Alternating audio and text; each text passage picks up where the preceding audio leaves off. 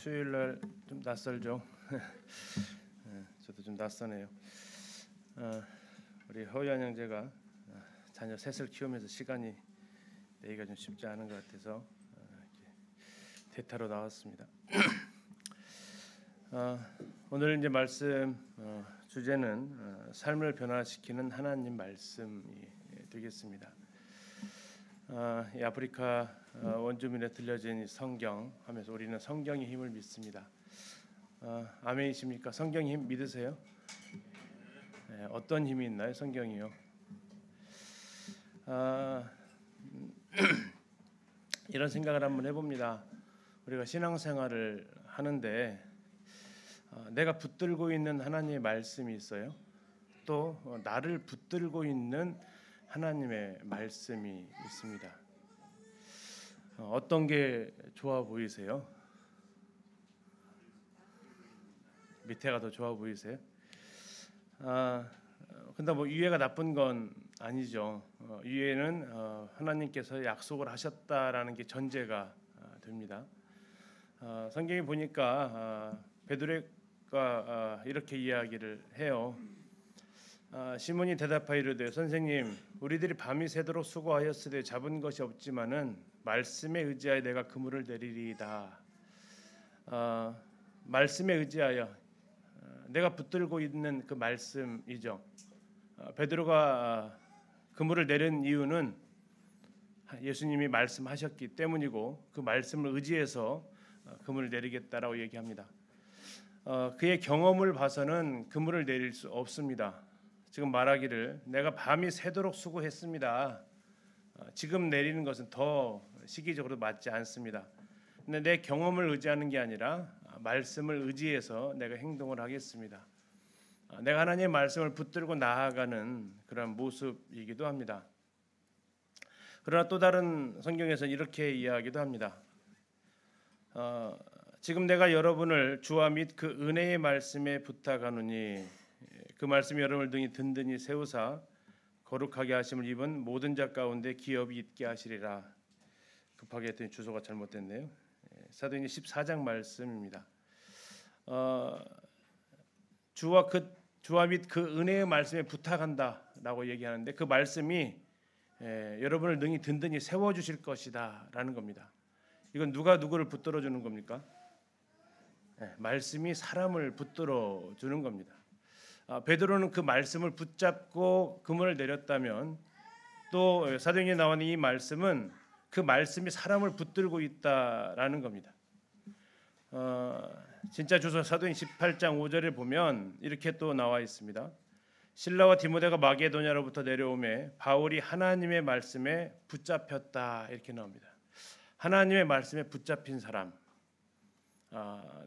내가 붙잡은 게 아니고 하나님의 말씀에 의해서 붙잡힘을 당한, 그래서 내가 붙들고 살아가고 있는 말씀도 있는가 하면 어쩌면 더 많은 것들은 말씀이 나를 붙들고 계셔서 내가 살아가고 있는 건 아닌가 합니다.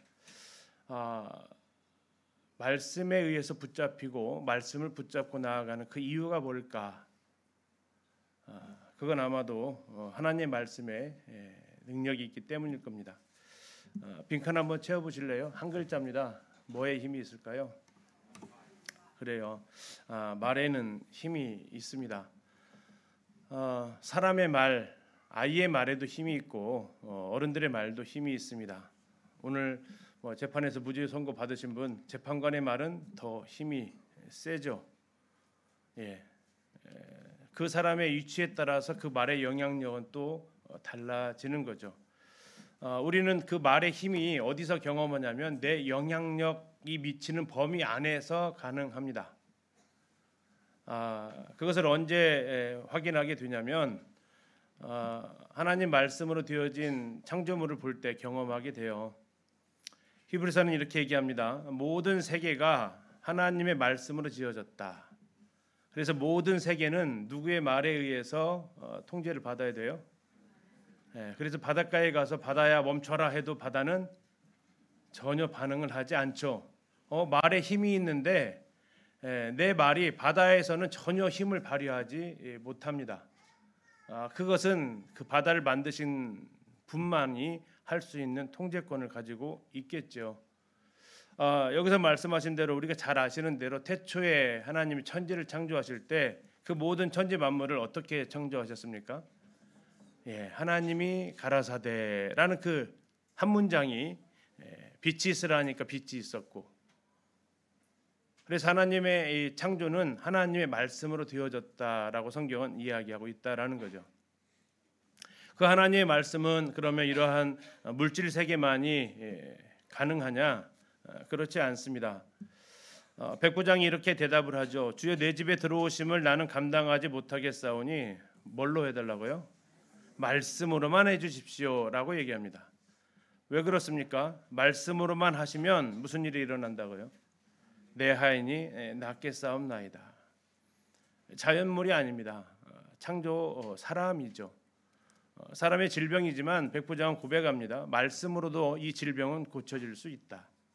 그래서 자신의 집에 들어오시는 주님을 그는 감당하지 못해서 말씀으로만 하게 해달라고. 이게 바로 말씀이 가지고 있는 힘입니다. 그럼 병들만 이렇게 치료를 받느냐? 16절에 가서 보니까 말씀으로 귀신들을 쫓아내셨다라고 이 말씀하기도 합니다. 하나님의 말씀의 힘은 귀신을 쫓아내는 힘도 있습니다. 하나님의 말씀은 온 우주를 창조하시기도 하셨고 또 사람의 질병을 고치기도 하시고 귀신들을 쫓아내시기도 합니다. 그리고 또한 놀라운 하나님의 말씀은 우리의 마음을 하나님 변화시키는 힘이 있습니다. 하나님의 말씀은 살아있다라는 거죠. 하나님의 말씀은 살아있고 힘이 있어서 어떤 양날 칼보다도 더 날카롭습니다. 그래서 사람 속을 꿰뚫어 혼과 영을 갈라내고 관절과 골수를 갈라놓기까지 하며 마음에 품은 생각과 의도를 밝혀냅니다. 뭐가 이렇게 한다고요? 하나님의 말씀입니다. 하나님의 말씀. 이런 하나님의 말씀이 우리 안에 들어오게 되면 우리가 변하게 된다라는 거죠. 어떻게 변화가 됩니까? 바로 우리가 거듭나는 일이 일어나게 됩니다. 베드로 1장에서 말합니다. 너희가 거듭난 것은 무엇으로 거듭났다고요? 살아있고 항상 있는 하나님의 말씀으로 되었다라고 이야기를 합니다. 우리의 거듭난 것은 하나님의 말씀으로 되어졌다고 성경은 선언하고 있습니다. 그래서 하나님의 말씀으로 인해서 거듭난 사람은 바로 하나님의 말씀을 붙잡고 나아가는 거고, 아니 때로 하나님의 그 말씀이 우리를 계속해서 붙들고 나아가게 되죠. 그래서 하나님의 말씀으로 거듭난 사람은 어떻게 행동해야 되느냐? 아브라함이 좋은 모델이 되죠. 같이 한번 읽어보시겠습니다. 시작.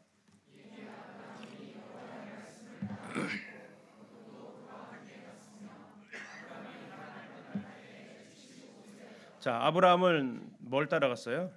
여호와의 말씀을 따라갔습니다.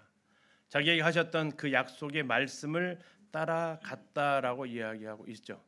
왜요? 이게 말씀 힘이 있기 때문입니다. 말씀을 따라갈 수 있는 그 이유는 죄송합니다. 또 오자가 나왔네. 자, 주의 말씀은 내 발의 등이요 내 길의 빛이다. 어디 말씀입니까? 시편 119편 말씀이죠. 주의 말씀은 내 발의 등이고 내 길의 빛입니다. 주의 말씀을 따라갈 때 주님께서 그 가야 할 길을 보여주시고 나아갈 길을 가르쳐 주시는 그 힘이 있다라는 거죠. 그래서 우리는 어쩌면 말씀으로 구원받고 말씀에 붙잡혀 있고 말씀이 나를 붙들고 있고 그 말씀이 나를 변화시켜가고 있고 그 말씀을 따라서 한 걸음 한 걸음 나아갈 때 하나님의 뜻 가운데로 나아갈 수 있다라는 겁니다. 하나님의 말씀은 사람을 살리는 힘이 있고 사람을 변화시키는 힘이 있다라는 거죠. 그렇다면 우리는 하나님의 말씀을 어떻게 들어야 할까라는 겁니다. 성경은 하나님의 말씀을 듣는 모습을 표현해주고 있습니다. 그런데 하나님 말씀을 어떻게 들어야 될까요? 첫 번째, 최고의 자리가 있습니다. 하나님의 말씀을 들을 수 있는 최고의 자리 어디일까요? 신명기 33장 3절 외우기도 쉽죠. 여호와께서 백성을 사랑하시나니 모든 성도가 그의 수중에 있으며 어디에 앉았습니까? 주의 발 아래에 앉았습니다. 뭐 하려고요? 주의 말씀을 받으려고. 주의 발 아래는 어떤 장소일까요? 그 목소리가 가장 가깝게 들려지는 장소입니다. 어쩌면 그 표정까지도 보여지는 장소이기도 하죠. 주의 발 아래 앉아서 주의 말씀을 듣는다라는 건 주님의 말씀에 의해서 내가 변화되고 싶은 그 욕구가 있다라는 표현이기도 합니다. 하나님의 말씀에 물론 이것이 지역 공간적인 의미도 있지만 내 심령의 마음의 상태가 내가 하나님의 발 아래 앉아서 하나님의 말씀을 받고 싶습니다 라는 그런 마음으로 이렇게 우리가 그 자리로 찾아 나아가는 게 굉장히 중요하죠. 가끔씩 청년들을 캠프 갈 때 부탁을 합니다. 앞자리를 사수해라. 앞자리를 사수해라. 은혜는 어디서부터 임한다? 앞에서부터 임한다. 앞자리에 앉기를 사모하고 늦지막히 가서 뒷자리 차지하지 말고 일찌감치 가서 앞자리에서부터 가라. 왜? 하나님 말씀 들으러 가는 캠프니까 앞자리부터 가라라고 얘기합니다. 또 하나의 하나님께서 우리의 태도를 가르쳐 주시는데요. 니헤미야 8장에 나와 있는 말씀입니다. 에스라가 모든 백성 위에 서서 그들 목전에 책을 폈습니다. 이 책은 무슨 책일까요? 하나님 말씀입니다. 신명기 말씀을 폈을 겁니다. 책을 펴니 두루마리 책이죠. 책을 펼 때에 모든 백성이 어땠어요? 일어서니라. 일어섰다는 얘기는 무슨 뜻일까요? 경유를 뜻하는 겁니다. 재판석 같은데 재판관 판사들 들어오면 거기 서기들이 위치죠. 뭐라고요? 기립합니다. 그리고 판사들 들어와서 앉을 때까지 서 있게 합니다. 그리고 다 앉으면 작석해서 그때 앉으라고 하죠.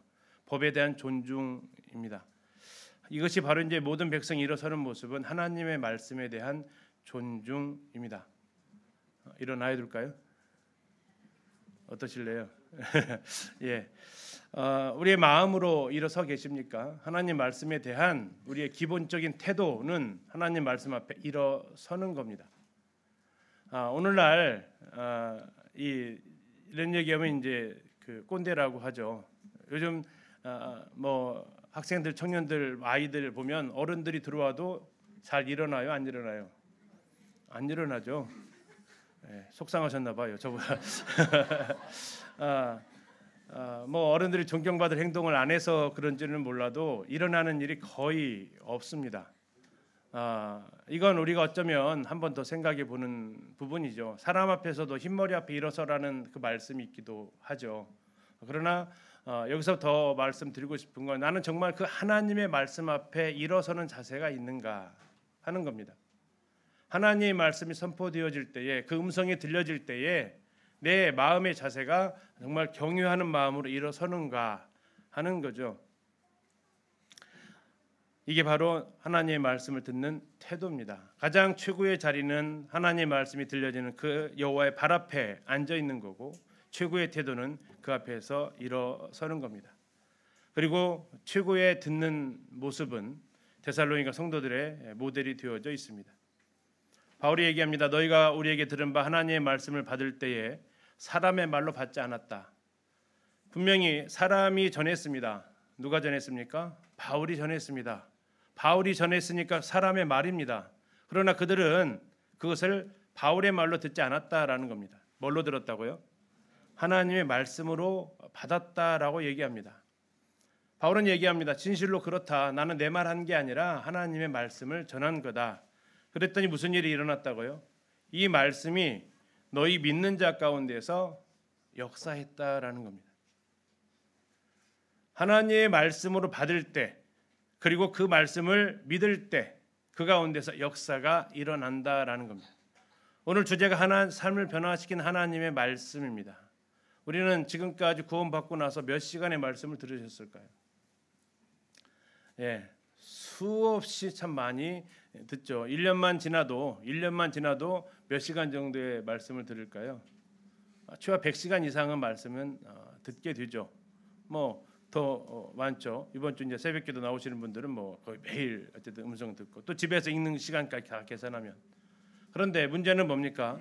그 말씀이 내 안에서 역사하고 있는가 하는 겁니다. 강단에 전해지는 그런 말씀들 또는 성경 집에서 읽는 그 말씀들이 내 안에서 역사하는가? 그건 두 가지 조건을 충족해야 됩니다. 하나는 그 말씀을 정말 그냥 글자가 아니고 그냥 말이 아닌 하나님의 말씀으로 받고 있는가 두 번째는 그리고 그 말씀을 믿고 있는가. 이 두 가지가 되어지지 않으면 무슨 일이 안 일어나요? 역사가 안 일어난다라는 겁니다. 아무 일도 일어나지 않는다라는 거죠. 가끔 통도 가시는 성도님들이 그런 이야기를 하죠. 막 숙제하듯이 읽으니까 내가 읽어도 뭐 하나 싶다 라는 생각도 합니다. 그렇습니다. 하나님의 말씀으로 받지 않는 게 숙제를 읽는 걸 바꾸려고 하는데 이렇게만 안 읽어 하고 이제 오히려 이제 아예 안 해버리는 그런 모순으로 빠져들어가는데 방법을 바꾸는 것이 중요하지요. 자, 근데 성경에는 이들보다 더 칭찬받는 모습이 있습니다. 하나님은 이렇게 권면합니다. 오늘 내가 너에게 명하는 이 말씀을 너는 마음에 새겨라라는 겁니다. 하나님의 말씀을 필사해 보셨나요? 필사 어디다 쓰는 거죠? 종이에다 씁니다. 이게 글씨 쓰는 거하고 새기는 거하고 어떤 게 어려워요? 새기는 게 훨씬 더 어렵습니다. 그러나 새기는 것에 장점이 하나 있습니다. 어떤 장점이 있습니까? 지도기도 오래 갑니다. 성지 답사리 가다 보면 2000년 됐는데 글자들이 그대로 남아 있는 거죠. 써놓은 건요. 지워지고 닳아져 없어지지만 새겨놓은 말씀은 오래 갑니다. 하나님 우리가 하나님의 말씀을 단순히 이렇게 먹으로 쓰기를 원하지 않으시고 너의 마음에 새겨놓으라고 이야기하십니다. 지워지지 않도록 흔적이 남아있도록. 그래서 내 마음 어딘가에는 그 하나님의 말씀들이 마음에 새겨져 있다라는 거죠. 그러나 여러분들 새기기 전에 먼저 해야 되실 일이 있는데 외우는 겁니다. 외우지 않으면 새겨지지 않습니다. 그런데 어떻게 암송 좀 하십니까? 외우세요? 하나 외우면 두 개 까먹어요? 절대 그런 일은 없습니다. 하나 외우면 하나 까먹지 두 개 까먹기는 안 해요. 치매 예방이 좋답니다. 암송이. 또 우리 청년 학생들 여러분 암송하셔야 여러분 길에 걸어가면서도 하나님 말씀을 새겨질 수 있는 기회가 되지 외우지 않으면 암송하지 않으면 말씀 새겨질 리는 만무합니다. 새겨졌기 때문에 어디서든지 확인할 수 있는 건데 하나님 말씀을 마음에 새기는 거죠. 시편에서는 또 이렇게 이야기하기도 합니다. 새기는 방법이죠. 하나님의 말씀을 새기는 방법. 마음에 새기는데 도대체 어떻게 새겨져야 되느냐? 첫 번째 1절에 악인들의 꾀를 따르지 않고 죄인들의 길에 서지 않고 오만한 자들의 자리를 앉지 않아야 된다라는 겁니다. 먼저 내 마음에 일어나고 있는 하나님의 말씀을 새기기 위한 그 모든 기초 동작은 이 세 가지에서 떠나야 된다라는 거죠. 그렇지 않으면 하나님의 말씀은 내 안에 들어오지 않기 때문에 그렇습니다. 마치 죄가 하나님과 사람 사이를 가려웠던 것처럼 우리의 삶 속에서 이러한 것들이 남아 있으면 하나님의 말씀이 나한테 영향력을 주는 그 거리에서 벗어나 있습니다. 그리고 나서 2절로 들어가야 되죠. 무슨 일을요? 하나님의 율법, 여호와의 율법을 즐거워해야 됩니다. 그리고 그 율법을 주야로 묵상하는 거죠. 그러면 어떻게 된다고요? 새겨지는 겁니다. 새긴다라는 건 그것을 계속해서 파내면 그 자리가 패이게 되어져 있어서 새겨지죠. 하나님의 말씀으로 내 마음을 내 생각을 계속해서 묵상하게 될 때 그것은 흘러 떠내려가는 말씀이 아니라 새겨진 말씀입니다. 그래서 어떤 성도님들 가운데에는 하나의 말씀이 5년 10년이 지나도 여전히 삶 속에서 역사했던 그 말씀이 내 흔적 가운데 남아있는 이런 모습이 아마 있으실 겁니다. 신약에서는 이 사람들을 칭찬하고 있습니다. 새기는 방법. 베레아에 있는 사람들은 데살로니가에 있는 사람보다 더 너그러워서 간절한 마음으로 말씀을 받고 이것이 그러한가 하여 날마다 성경을 상고했다라고 얘기하죠. 아까 데살로니가에 있는 사람들 칭찬했죠. 왜 칭찬했습니까? 말씀을 받을 때 뭘로 받았어요? 하나님의 말씀으로 받았어요. 그리고 그 말씀을 믿었습니다. 굉장히 좋은 청중이죠. 그러나 그들보다 더 너그럽다, 더 신사적이었다, 더 우수하다라는 칭찬을 받은 사람이 바로 베레아에 있는 사람들입니다. 뭐가 달랐을까요? 그들은 하나님의 말씀을 간절한 마음으로 말씀을 받았다라는 겁니다. 그리고 그 말씀을 말씀 끝나고 바울이 설교 끝나고 끝난 게 아니라 그것이 그러한가 하여 날마다 구약 성경과 바울이 전하는 것을 대조하면서 확인하는 그 과정을 거쳐서 이제 바울이 설교한 내용이 바울이 것이 아니라 자기 것이 되게 하는 그 과정을 거쳤다라고 이야기를 하고 있다라는 거죠. 오늘날 우리가 수많은 말씀을 듣고 그 말씀 가운데서 모든 말씀을 다 찾아보기는 어렵겠지만 그 말씀이 특히 내 마음에 와닿거나 또는 이해가 되지 않았을 때는 이 과정을 거치시는 게 필요하죠. 그렇지 않으면 우리가 성경에 대해서 이런 칭찬을 받을 수는 없을 겁니다.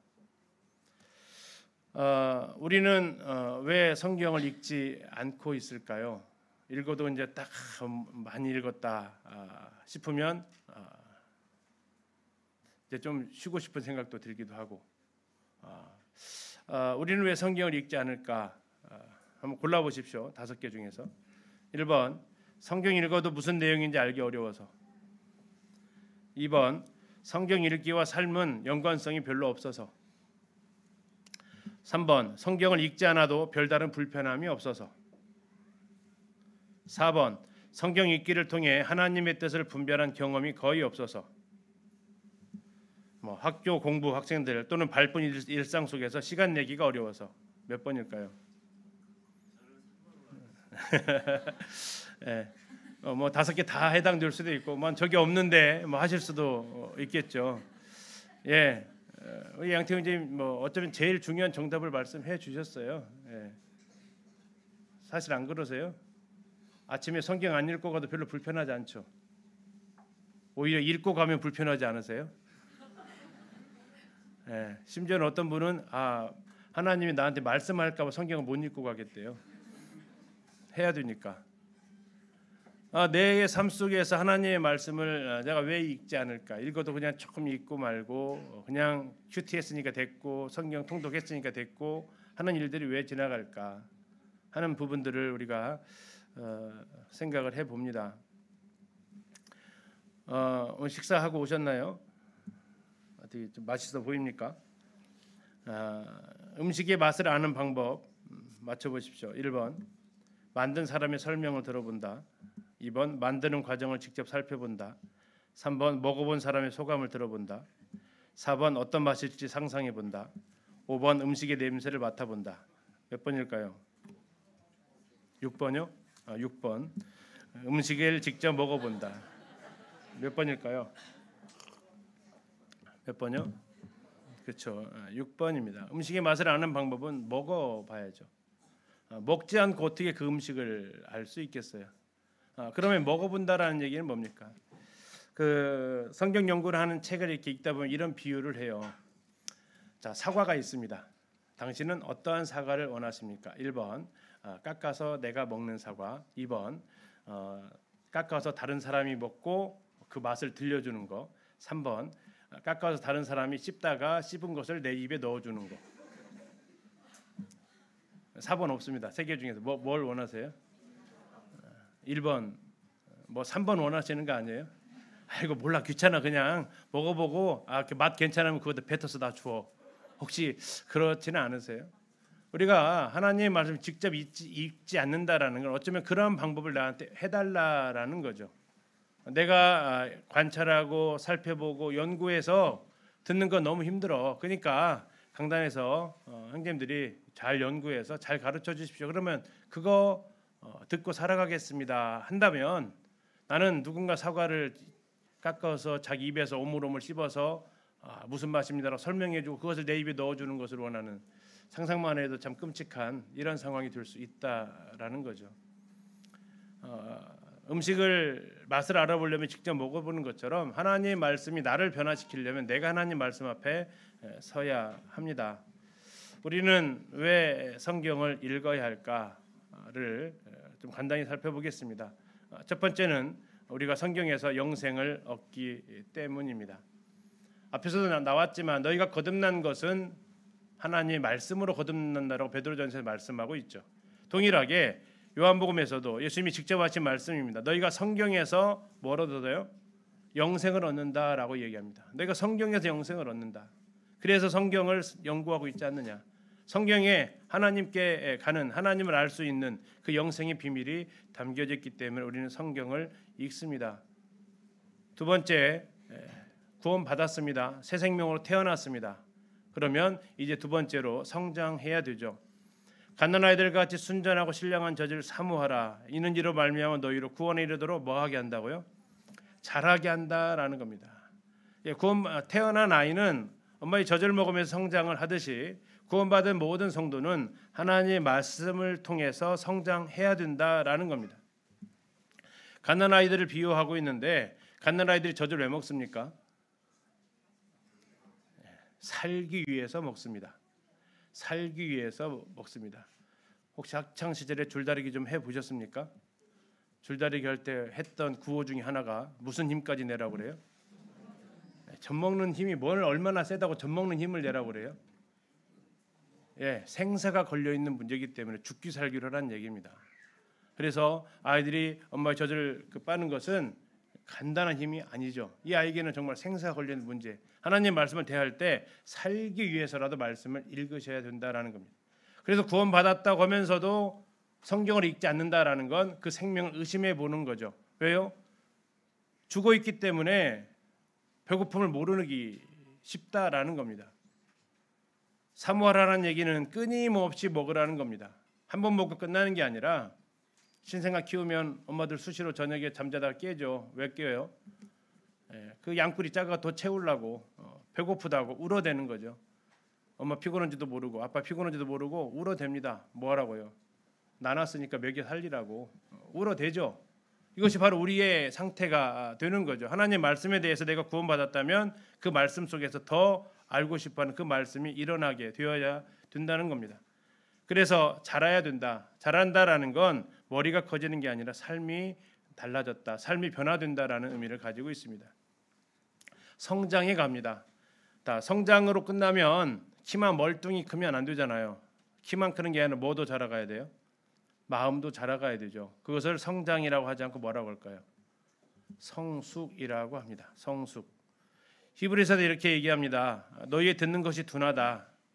때가 오래되었는데 구원받은 지 오래가 되었는데 너희가 그러면 이제는 가르쳐 줄 수 있는 그 수준이 되어야 하는데 아직도 뭐를 먹어요? 젖을 먹고 있지 않냐? 젖을 먹으면 아이예요, 어른이에요? 아이죠. 그러면서 얘기합니다. 의의 말씀을 경험하지 못한 게 아이다라고 얘기합니다. 단단한 식물은 어른들의 것인데 너희는 아직도 젖을 먹고 있고 이 어른들은 지각을 사용해서 연단을 받아서 선악을 분별하는데 너희는 그렇지 않다라는 겁니다. 하나님의 말씀을 듣는 것이 둔하다라는 얘기는 배우기를 더디하고 있다라는 뜻을 가지고 있습니다. 배우지 않으면 알 수 없죠. 학교에서 아이들 이렇게 가르쳐 봐도 똑같은 수업하는 장소에 있어도 딴짓하는 아이들은 몇 시간 수업을 해도 진전이 없습니다. 그 아이들이 심지어 3학년 가도 받아쓰기도 제대로 안 되는 5학년 가도 구구단이 안 되는 일들이 벌어지는 이유가 뭡니까? 그들은 배우기를 더디했다라는 거죠. 장성한 사람은 말씀을 경험한 사람이지 지식적으로 알고 있는 사람이 아니죠. 하나님의 말씀이 내 삶에 터치되어져 있는 그래서 선악을 분별하는 자라고 얘기합니다.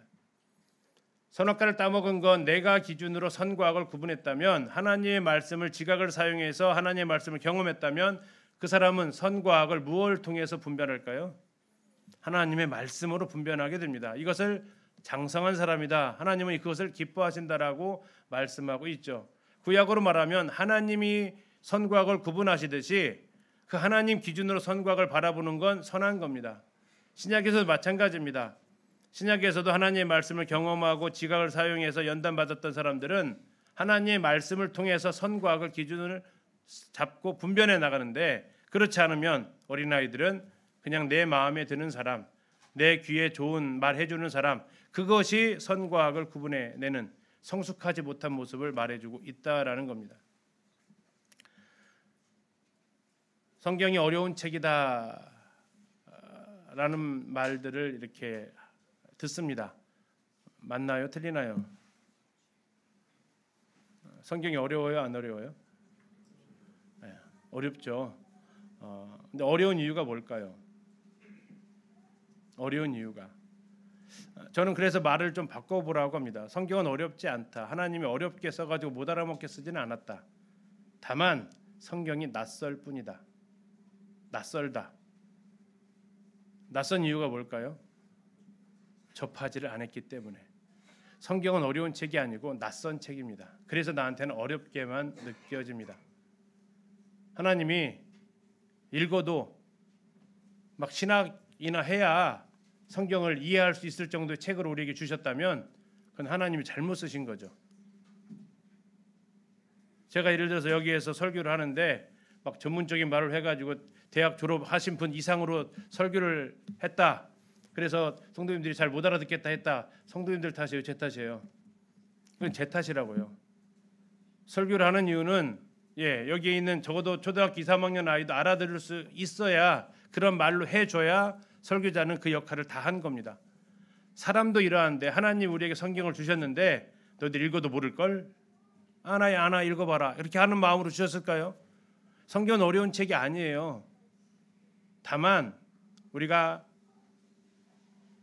성경을 자주 접하지 않다 보니까 그냥 빨리 읽어버리는 책으로 쓰다 보니까 성경이 낯설어서 어려운 겁니다. 성경 우리가 자꾸 보다 보면 익숙해지면 아마 이제 이번 새벽기도 통해서 오시는 분들은 골로새서를 다음부터 읽으시면 골로새서가 다르게 보이실 거예요. 왜요? 이제 낯설지가 않으니까. 하나님의 말씀을 우리가 배우기를 더디하면 듣는 것이 둔하게 되고, 그러면 계속해서 우리는 아이가 됩니다. 아이의 특징은 자기 스스로 밥 차려 먹을 줄 모른다라는 거죠. 자, 이제 성숙해졌습니다. 그런 사람은 이제 성장하고 성숙하면, 학창 시절이 끝나면 사회생활로 들어가듯이 바로 그는 영적인 생활로 접어들게 됩니다. 모든 성경은 하나님의 감동으로 된 것으로 교훈과 책망과 바르게 함과 의로 교육하기에 유익하다고 하셨습니다. 이는 하나님의 사람을 온전케 하고 모든 선한 일을 행하기에 온전케 하려 함이다라고 이야기하십니다. 여기 네 가지를 얘기합니다. 교훈과 책망과 바르게 함과 의. 자, 이런 것들이 바로 하나님의 말씀이 기준이 되어진다라는 겁니다. 내 가치관이, 또 내가 이것이 죄인지 죄가 아닌지 분별하는 것이, 내가 어떻게 살아야 되는 것이 맞는지, 하나님의 뜻이 무엇인지, 그 기준이 뭐가 된다고요? 하나님의 말씀이 된다라는 겁니다. 하나님은 그 말씀을 통해서 하나님의 사람, 우리를 통해서 그리스도인 우리가 어떻게 하면 온전해질 수 있는지를 성경 속에 다 넣어주셨다라는 겁니다. 그렇게 될 때 우리에게 일어나는 일은 바로 예수님을 알게 된다라는 겁니다. 예수님 하셨던 말씀, 이 성경이 곧 내게 대하여 증언하는 거다. 예수님은 또 엠마오의 도상에서 두 사람에게 나타나셔서 모세와 모든 선지자의 글로 시작해서 모든 성경에 쓴 바 자기에 관한 것을 자세히 설명을 해 주십니다. 우리가 복음을 전한다라는 건 예수님을 전하는 거라고 우리 골로새서에서 말하고 있죠. 그를 전파한다라고 했습니다. 복음은 예수님의 전 인격을 전하는 거죠. 그분이 하신 하나의 속죄함의 그 내용도 물론 포함이 되지만 그게 전부가 아니죠. 누군가 나에 대해서 저 사람 어떤 사람이 하는데 내가 한 행동 하나 가지고 나를 다 특정 지을 수 있다? 그건 불가능합니다. 사람도 그 사람이 한 업적, 그 사람이 한 행동 하나 가지고 그 사람을 전체를 이해한다라는 건 어불성설, 말이 안 되죠. 예수님도 마찬가지입니다. 예수님께서 그 모든 설명을 십자가를 통해서 그 하나의 사건으로 예수님을 모든 걸 다 이해가 되고 규명한다고요? 전혀 그렇지 않습니다. 그것이 나하고 밀접한 영향을 주셨기 때문에 우리가 그것을 사람들한테 전하지만 정말 더 중요한 건 예수님은 자신을 알아가기를 원하시는 거죠. 그래서 요한복음 17장 3절에서 영생을 뭐라고 비유합니까? 영생은 곧 유일하신 참 하나님과 그의 보내신 아들을 아는 것이다. 그래서 혹자는 얘기하죠. 왜 우리에게 영생을 주셨냐? 하나님을 알아가는데 필요한 시간이 얼마라서? 영원한 시간이라서.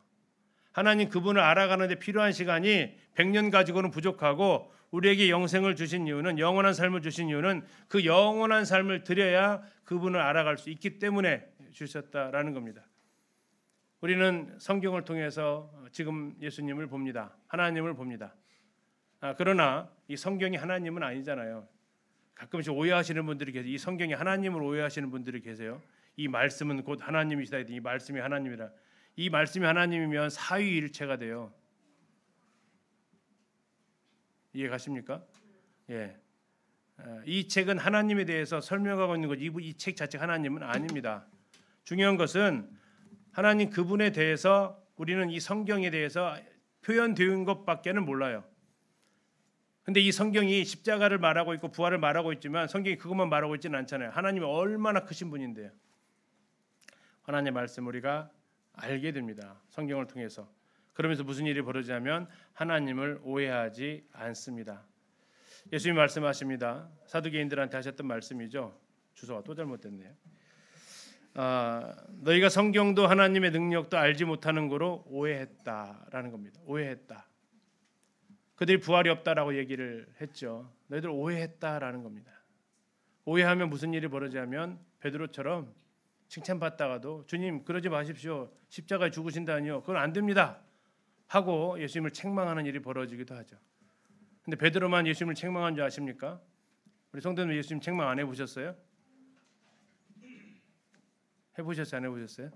안 해보신 것처럼 하지 마시고 다 해보셨으면서 하나님 왜 그러세요? 안 해보셨습니까? 왜 나한테만 이러시냐고요? 이런 표현들 우리가 하게 되는데 이게 뭐냐면 하나님 그렇게 하시면 안 되잖아요. 베드로가 말했던 것처럼 예수님 이 상황에서 죽으신다는 말하면 안 되잖아요. 이런 태도가 왜요? 하나님을 오해하고 있어서 예수님에 대해서 오해하고 있어서 그렇다 하는 거죠. 하나님을 알아야 내가 디자인한 우상이 나타나지 않습니다. 하나님을 알지 못하면 내가 하나님의 형상을 만들어가요. 하나님은 이러셔야 되고 하나님은 선하셔야 되고 하나님 내 기도를 다 들어주셔야 되고 하나님은 나를 도와주셔야 되고 나를 위한 하나님으로 내가 보이지 않는 우상을 새겨가는 일들이 벌어진다라는 겁니다. 하나님 말씀에 내 생각을 맞추는 게 아니라 내 생각에 하나님을 끌어다 맞추는 일이 벌어져서 그 생각대로 되지 않고 내 기도대로 되지 않고 내 뜻대로 되지 않으면 하나님을 향해서 오해하고 예수님이 말씀하셨던 대로 나로 말미암아 실족하고 이런 일들이 일어난다라는 거죠. 끝으로 성경은 삶을 깨끗하게 하기 위해서 읽습니다. 청년이 무엇으로 그의 행실을 깨끗게 하리까? 주의 말씀만 지킬 따름입니다. 한 책에 이런 글이 써 있었습니다. 이 책이 성경입니다. 당신을 죄로부터 보호해 줄 것입니다. 그렇지 않으면 죄가 당신을 이 책으로부터 성경으로부터 멀리 떨어뜨려 놓을 것입니다. 성도들이 침체에 들어가거나 성도들이 신앙생활을 안 하는 제일 첫 번째 증상은 성경을 보지 않기 시작합니다.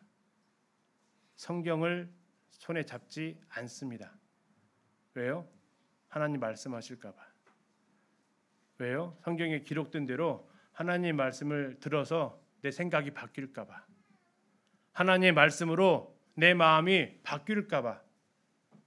그게 이사야 선지자를 통해서 하셨던 그 책망이시거든요.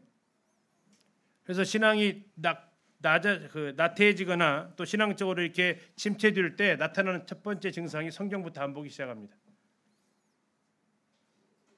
그러면 더 죄로 가까워지게 되어져 있죠. 두 책 중에 어떤 책이 내 책입니까? 두 권 중에 어떤 게 내 거예요? 어저께 지난주 바꿨는데 또 그냥 또 그러신 건 아는데 밑에 거 했는데 바꿔가지고 요즘 저 위에 거죠. 하나님의 말씀이 이렇게 표현되어져 있어요. 이 책의 곳곳에 당신의 손때가 묻어 있다면 당신의 삶은 거룩해져 있을 것이다. 그러나 이 책이 깨끗하게 보존되어 있다면 당신의 삶은 죄로 얼룩져 있을 것이다 라는 겁니다. 하나님의 말씀이 내 삶을 깨끗하게 합니다. 그러나 성경에서 말씀에서 멀어져 있으면 내 삶은 더러워져 있다라는 거죠. 7가지 살펴보았습니다. 우리는 왜 성경을 읽어야 되는지, 영생을 위해서, 성장하고 성숙하고 영적 생활의 기준이 되기 위해서, 또 성경을 통해서 예수님을 알 수 있고 하나님 오해하지 않기 위해서, 성경을 통해서 내 삶이 깨끗해지기 때문에 우리는 매일같이 하나님의 말씀 읽어야 되고, 읽으면 하나님의 말씀으로 받으면 그걸 믿으면 그 말씀이 나를 역사해 갑니다. 이건 우리 삶 속에서 경험하는 부분들입니다. 혹시 아프셔서 약 드셔보셨나요? 그러면 약을 먹기만 하면 약이 들어가서 다 뭐해요? 이래요 이제. 그 약이 먹는 순간 몸 안으로 들어가면 그 약이 들어가서 일을 한다고요. 내가 어디로 보내십니까? 약 먹어서 식도 따라서 위장 들어가라. 거기서 몇 시간 머물다가 일로 가라. 내가 이렇게 분산시키세요? 안 합니다. 먹으면 그 약이 들어가서 뭐라 한다고요? 예, 병과 싸워서 회복시켜 준다고요. 하나님의 말씀을 믿고 읽고 들으면 그 말씀이 일하기 신다고요. 그 말씀은 결코 아무 힘없는, 아무 영향력이 없는 그런 것이 아니라고요. 사람의 말도 힘이 있는데 하나님의 말씀은 한마디도 헛되이 들어오지 않는다라고 주님 말씀을 하셨다라는 거죠. 그래서 그 말씀 한 구절이 뭘 바꿔놓을 수 있다고요? 한 사람의 삶을 바꿀 수 있다고요. 우리 성도님들, 내 마음에 한 구절 뭐가 있으세요? 나를 바꿔놓은, 내 생각을 바꿔놨고, 내 마음을 바꿔놨고, 내 행동을 바꿔놓은, 그래서 내 인격을 바꿔놓고, 내 운명을 바꿔놓고, 내 삶을 완전히 변화시킨 그 말씀, 그게 바로 말씀의 힘이죠. 잘 아는 대로 종교개혁자 루터는 로마서 1장 17절을 읽으면서 그 말씀을 믿으면서 그는 종교개혁의 길로 접어들게 됩니다.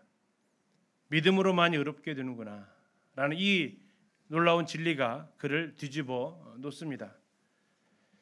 성 어거스틴이라는 방탕한 삶을 살았던 한 이 젊은이는 이 로마서 13장 말씀을 통해서 방탕하거나 술 취하지 말며 음란하거나 호색하지 말고 다투거나 시기하지 말라는 이 말씀을 통해서 그는 회심하게 됩니다. 그는 그래서 그 이후로 많은 책을 저술해서 성 어거스틴이라는 표현을 들을 정도의 인물이 되죠. 뭐가 바꿔놨냐? 저 한 말씀이 그의 삶을 180도로 바꾸어 놓았다라는 겁니다. 우리가 잘 아는 찬송가 열매 305장으로 바뀌었죠. 나 같은 죄인 살리신 그 찬송을 작사한 존 뉴턴이라는 이 분은 에베소 2장 4장을 말씀, 하나님이 우리를 사랑하신 그 큰 사랑을 인하여라는 이 말씀을 접하게 됩니다. 그리고 그 하나님의 그 은혜를 깨닫게 됩니다. 그리고 그는 노예 상인이었던 그가 변화를 하게 됩니다.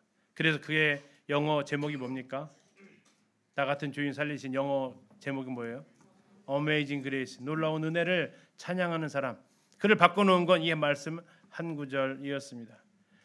우리에게는 많이 알려지지 않았습니다. 윌리엄 윌버포스라는 영국 사람입니다. 그는 미가서 6장 8절 말씀을 통해서 그의 삶이 뒤집어집니다. 오직 정의를 행하라는, 하나님이 그것을 기뻐하신다고 하신, 하나님이 이것을 너에게 요구하신다라고 하신 이 말씀을 통해서 그는 노예 제도를 폐지하는 일에 앞장을 섭니다. 미국에서는 누가 노예 제도 폐지했어요? 링컨이 했습니다. 그보다 더 먼저 노예 제도를 폐지한 사람이 이 윌리엄 윌버포스가 영국에서 먼저 노예 제도 폐지를 하는, 이분은 이제 의원이었기 때문에 입법을 통해서 합니다. 링컨은 대통령이었기 때문에 전쟁을 통해서 노예 제도를 폐지했다면 이분은 입법을 통해서 정말 숱한, 왜냐하면 국회의원들이 전부 자기 집에 누구 데리고 있었겠어요? 노예 데리고 있었겠죠. 그러면 국회의원들이 얼마나 반대했겠습니까?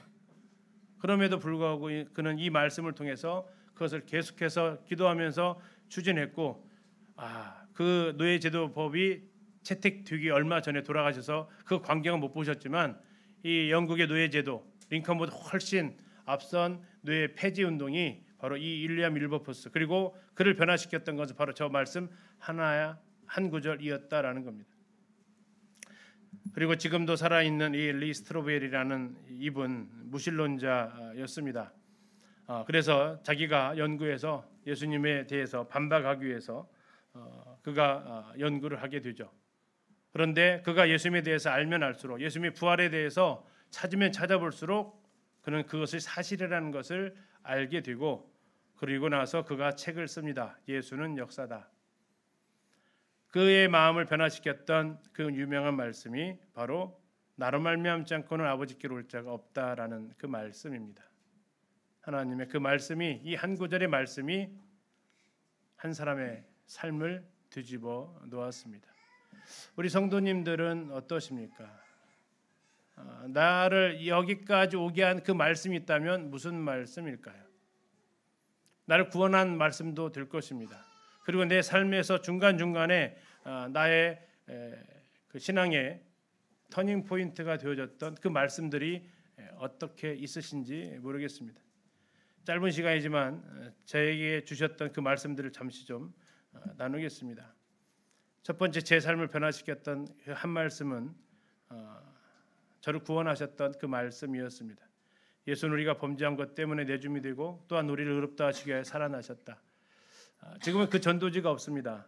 제가 중학교 때 있었던 전도지 한 노신사가 지팡이 짚고 고개를 푹 숙이고 그 전도지의 제목은 세 글자였습니다.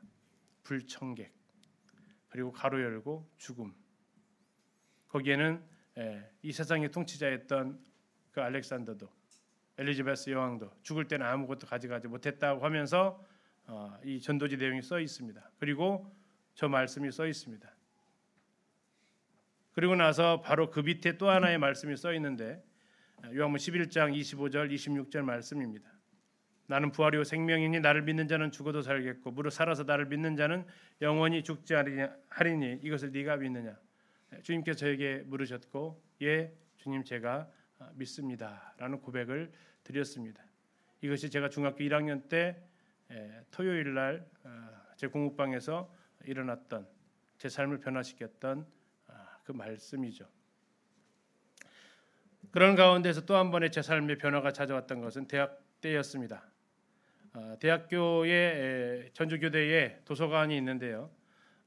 형님들이 전주로 이렇게 일을 다니셔서 제가 대학교를 무척 일찍 갔습니다. 대학교 등교 시간이 몇 시였을까요? 맞춰보세요. 7시 반이었습니다. 형님들 아파트 일을 하시기 때문에 7시, 6시 반, 7시까지는 학교를 일터에 가셔야 돼서 제가 그 차를 타고 나오면서 대학교 도서관 딱 도착하면 7시 15분에서 반, 늦어도 반, 7시에서 7시 반 사이 도착을 합니다. 그러면 저희가 한 2시간이라는 시간이 있어요. 수업 시작까지. 그 시간에 저희 도서관에는 지정석이 저에게 있었고 지정석은 왜 지정석이냐? 그 시간에 아무도 없으니까 내가 그냥 맡으면 제 자리가 되죠. 거기에서 이제 말씀을 읽는 가운데서 바로 이 헌금을 넣었던 이 과부의 본문을 접하게 됩니다. 그 과부는 2렙돈을 넣었다고 말씀하고 있죠. 그런데 44절에서 저에게 충격으로 다가왔던 게 자기의 모든 소유 곧 생활비 전부를 넣었다라는 이 말씀이었습니다. 이 말씀을 통해서 내가 어떻게 살아가야 될지에 대해서 주님 앞에 이렇게 소원하는 그런 일이 생기게 되었습니다. 그러다가 이제 대학교 시절에 또 도서관에서 이렇게 말씀을 보면서 저에게 던져졌던 말씀인데요. 사람들이 인자를 누구라 하느냐라고 가이사랴 빌립보에서 예수님께서 제자들한테 물으셨죠. 그리고 나서 예수님은 15절에서 너희는 나를 누구라 하느냐 이렇게 물으십니다. 이 물음 앞에 서게 되었습니다. 영길아 너는 나를 누구라 하니? 예수님 물으시는 거였어요. 구원받을 때는 네가 이것을 믿니? 라는 질문이 있었어요. 그래서 제가 주님 믿습니다라고 고백을 드렸고 여기는 질문하시더라고요. 너는 나를 누구라고 하느냐? 이 질문 앞에 대답을 하게 됩니다. 그리고 이 질문이 던져진 그 이후에 저의 평생 그리고 앞으로 평생의 숙제는 저기에 대한 답을 찾아서 드리는 겁니다. 예수님은 나의 누구라는, 그래서 이 대학교 때 저를 가장 샘나게 만들었던 책이 한 권 있었는데 그건 시편이었고 시편 중에서도 18편이 저를 무척 샘나게 했습니다. 다윗의 시입니다. 여호와는 나의 산성이요 나의 반석이요 나의 피할 바위시요. 그냥 솔직히 대학 때 그랬어요. 그냥 여호와는 나의 반석이시오 산성이시오 피할 바위시오 그렇게만 쓰지 꼭 왜 자꾸 나의 붙이냐고. 그런데 그 다윗이 쓴 것을 이렇게 생각을 하면서 그는 그냥 산성이 아니고 삶 속에서 경험했던 산성 같은 하나님, 피할 바위 같은 하나님이었기 때문에 그걸 그냥 단어를 열거하는 그것으로 쓸 수 없었고 하나하나 자기가 경험한 하나님을 표현했다라는 거죠. 그래서 샘나는 게 아니고 이제는 존경하는, 나도 고백하고 싶습니다라는 기도를 하게 되었고 대학교 때 또 발령 나서 이 부분들에 대해서 계속 메모를 해 갔습니다. 그래서 결혼하기 전까지 한 10번의 그 말씀을 삶 속에서 경험했던 그 말씀들을 하나님 앞에 고백을 드렸습니다. 주님 당신은 나의 이런 분이십니다라고. 성도님들에게 예수님은 누구십니까? 오늘 나에게 물어본다면 나는 뭐라고 대답할 수 있을까요? 이 질문 앞에 서게 됩니다. 예수님은 다른 사람들이 자기를 어떻게 생각하는지 궁금하지 않으셨습니다.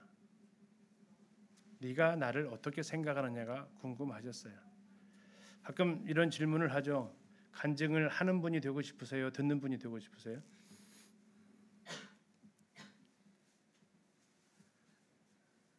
하는 사람, 듣는 사람? 하는 사람은 나의 하나님을 찾은 사람. 듣는 사람은 나의 하나님의 그 고백을 그냥 듣고 있는 사람. 근데 착각을 해요. 그 하나님이 내 하나님인 줄 알고. 아닙니다. 착각하지 마세요. 그건 아니에요. 그건 그 형제, 그 자매의 하나님이지 내 하나님은 아니에요. 왜요? 담대함이 없어요. 경험이 없으면. 히브리서 말씀하고 있는 대로 의의 말씀을 경험한 자만이 힘이 있더라는 거죠. 물론 한번 경험하면 이게 어떤 그 예방주사처럼 평생 가는 것도 있지만 이게 약효가 떨어져 가지고 2차 접종, 3차 접종하는 것도 있어요. 그래서 말씀처럼 우리가 이 부분에서 하는 거죠. 자, 그렇게 하면서 대학 결혼까지 했고요. 이 말씀 앞에서 하나님이 나는 하나님을 누구를 하는지에 대해서 정말 모든 관심사 거기에 있었습니다. 고백하고 싶었고 누군지를 알고 싶었고. 자, 그러다가 이제 결혼해가지고 기린노교회로 옵니다. 기린노교회로 와서 1년간 참 잘 쉬었습니다. 고창교회 성도 8명 있는 가운데에서 수요일 한번 주일 한번 말씀 전하다가 결혼해서 왔더니 성도들이 그때 한 150명 정도 됐었어요. 기억으로 그렇습니다. 그래서 이제 할 일이 없었어요. 너무나 형제님들 많으셔가지고 편히 잘 쉬었고 또 성경에 나와 있는 대로 결혼한 사람 일 안 시키신다고 1년간 아주 편히 쉬셨는데 그 다음부터 쉬었던 것까지 다 빼내시더라고요. 그래서 이제 주일학교를 담당하게 됐고 그때 이제 교사들을 훈련시키려고 했습니다. 교사들이 훈련되어져야 아이들을 양육할 수 있어서 그때 이제 저희한테 주셨던 그 말씀입니다. 다른 사람을 가르치는 네가 내 자신은 가르치지 아니하느냐. 내가 교사들을 훈련시키려고 했는데 내 자신에 대한 훈련 계획서가 없었습니다. 하나님 앞에서.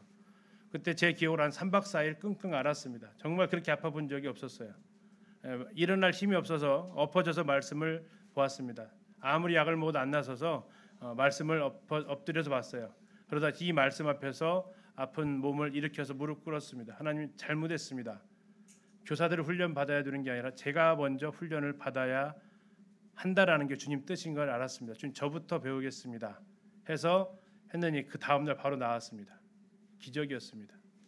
와, 아무것도 안 들었는데 이 말씀을 통해서 그 다음 날 자리를 털고 일어났습니다. 주님이 그렇게 해서 저에게 깨닫고자 하셨던 이게 엄청 둔했죠. 3박 4일간 그 고생을 했으면 좀 미리 알았으면 고생을 좀 덜 할 텐데 인정하기 싫었던 것일지도 모르겠고 그러나 이 말씀을 통해서 이제 했고 그런 가운데에서 이제 어쩌면 지금 어디까지 왔냐 뭐 훈련원 가서 강의도 하고 있고 또 CTU라는 그 사이버 온라인 교사대학 해서 운영도 하고 있는 여기까지 주님께서 이르게 하셨습니다. 그러다가 또 한 번의 위기가 찾아옵니다. 우리 청년들도 아마 경험하고 성도님들 경험하셨을 만한 위기인데요. 무슨 위기냐면 마치 율법적인 그냥 늘 해오던 식의 습관적인 매너리즘에 빠졌다라고 하는 그런 가운데 갑니다. 내가 이걸 왜 하는지 모르고 해왔으니까 하고 있고 또 그것을 안 하는 사람 보면 되게 얄밉고 교사 회의에 빠지는 교사들 보면 막 여기까지 막 오는데 그 누르고 그러다 보니까 이제 속에 속병 생기고 주님 힘드네요 하면서 했는데 그때 이제 주님이 주셨던 말씀 이 말씀이죠. 그리스도의 사랑이 우리를 강권하신다라고 하셨습니다. 또 왜 하냐? 하나님의 사랑의 힘으로 이것을 해야 된다라는 그 말씀을 주시게 됩니다. 그래서 이제 우리 청년들한테 가끔 얘기합니다. 청년부 있는데 중간고사 있다고 기말고사 있다고 청년부 안 하고 가는 사람 보면 불쌍해 보여 미워 보여 이렇게 물어본 적도 있어요. 제가 처음에는 저 그리스도 사랑이 강권함을 안 했을 때는 미워 보였다고요. 근데 저것으로 하게 그리스도 사랑이 나를 강권하신 그 이후로는 미워 보이지 않습니다. 안타까워 보입니다. 무엇이 귀한지를 아직 모르고 있구나 하는 그 안타까움이 있지. 정말 일도 없다고는 할 수 없겠지만 거의 정말 희박합니다. 미운 것은 안타까움이 더 클 뿐이죠. 내가 하는 모든 동기가 저 말씀이어야 된다라는 거. 말씀을 전하든 섬김을 하든 기도를 하든 무엇을 하든 왜 했냐 물어보면 그리스도의 사랑 때문에 했습니다라고 내가 고백할 수 있기를 기도하게 됐습니다. 자, 또 하나가 바로 이제 이 말씀인데요. 사명에 대한 중체대함입니다. 이게 교사들 교육하면서 주님이 주셨던 내 생명보다 더 귀한 게 뭐가 있을까 하는 그 질문 앞에 그래 네 생명보다 귀한 게 있지 하면서 주님이 주셨던 것이 저 사명이라는 그 말씀입니다. 그래서 이 사명을 주님께서 주신 그 사명을 감당하기 위해서 40대, 30대, 40대의 그 인생을 쏟아 부었죠. 가끔씩 얘기하는 대로 2007년도에 전국연합 어린이 캠프 일대 총무가 저였습니다. 가문의 영광이라고 이야기를 하죠. 이런 일들을 이렇게 최선을 다해서 하면서 또 주님 은혜로 38살에 장로 직분을 감당하게 됩니다. 정말 피하고 싶었지만 피하기가 어려웠던 부분이기도 했고요. 자, 그러는 가운데서 때로는 나에게 맞지 않는 옷을 입고 있다라는 그런 부담감, 또 교회의 어떤 방향에 대해서 내가 잘못 잡으면 아이들 현장학습 인도할 때 그러거든요. 쭉 데리고 갔는데 길이 막혀 있어. 야 여기 아니다. 야 돌아가자. 그러면 이제 아이들이 뒤에서 선생님 막 이런 얘기 이제 6학년 애들 데리고 다니고 난리 나거든요. 마치 그와 같은 이게 주님 뜻인지 알고 이렇게 진행을 했는데 이게 주님 뜻이 아니었을 때 나타나는 그 부담감들이 늘 어떤 일들을 결정할 때마다 때로는 어떤 성도들에 대해서 상담을 요청할 때 그 상담할 때 무슨 어쨌든 들어만 줘도 괜찮다고 하는데 이 남자들이 가지고 있는 안 좋은 습성 중에 하나가 해결해 주려는 그런 본능이 또 있단 말이죠. 또 해결을 요청하기도 하고 해답을 원하기도 하기 때문에 근데 내가 만약에 답을 제대로 제시해 주지 못하면 조언을 제대로 해주지 못하면 그 책임을 누가 질까 하는 그런 부분들 그것이 이제 쌓이면서 정말 다 내려놓고 싶은 그런 순간들이 있었습니다. 그러다가 주님이 이 말씀을 주셨어요. 나의 의인은 믿음으로 말미암아 살리라. 또한 뒤로 물러가면 내 마음이 그를 기뻐하지 아니하리라. 다 내려놓고 싶었는데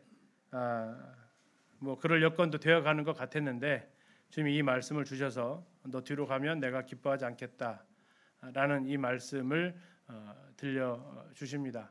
그래서 다시 일어서게 되죠. 그리고 그 말씀들이 이게 쭉 지금 10여 분 사이 이걸 쭉 했지만 이 말씀 하나하나를 제가 주시고 그것을 듣고 이걸 분별하고 실행에 옮기기까지는 참 많은 그 사연들이 또 담겨져 있습니다.